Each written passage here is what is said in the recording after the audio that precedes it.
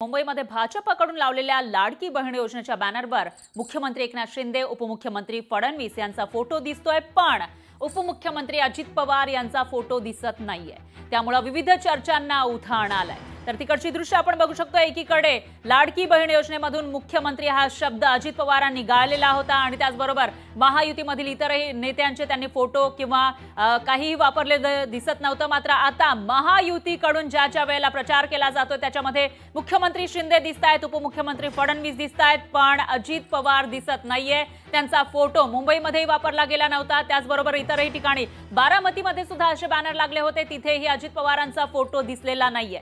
त्यामुळे आता महायुतीमधून अजित पवार हे बाहेर पडणार अशा चर्चा पुन्हा एकदा जोर धरू लागलेल्या आहेत। दरम्यान याचा आढावा घेतलाय आपले प्रतिनिधी चेतन नावरे यांनी।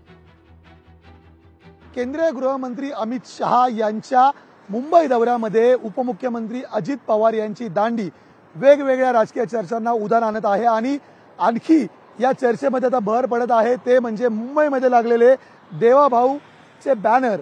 देवाभाऊ अर्थात उपमुख्यमंत्री देवेंद्र फडणवीस यांचे बॅनर भाजपने लावलेले आहेत। या बॅनरवरती जर आपण पाहिलं तर देवेंद्र फडणवीस यांच्यासहित पंतप्रधान नरेंद्र मोदी आणि मुख्यमंत्री एकनाथ शिंदे यांचे फोटो पाहायला मिळतात। मात्र उपमुख्यमंत्री अजित पवार यांच्या फोटोला या बॅनरवर डावलण्यात आलेला आहे। याआधीच राष्ट्रीय स्वयंसेवक संघाच्या बैठकीतही अजित पवार यांना महायुतीत घेऊन चूक झाल्याचं स्पष्टीकरण समोर आलेलं होतं। त्यानंतर सातत्याने अजित पवार यांच्या महायुतीतील आगामी समावेशाबाबत संभ्रमाचं वातावरण आहे। त्यामध्ये अशातच बॅनरवरती अजित पवार यांच्या फोटोला कुठेतरी डावलण्यात आल्यामुळे महायुतीला विधानसभा निवडणुकीमध्ये अजित पवार नकोसे झालेत का या चर्चांना उधाण आलेलं आहे।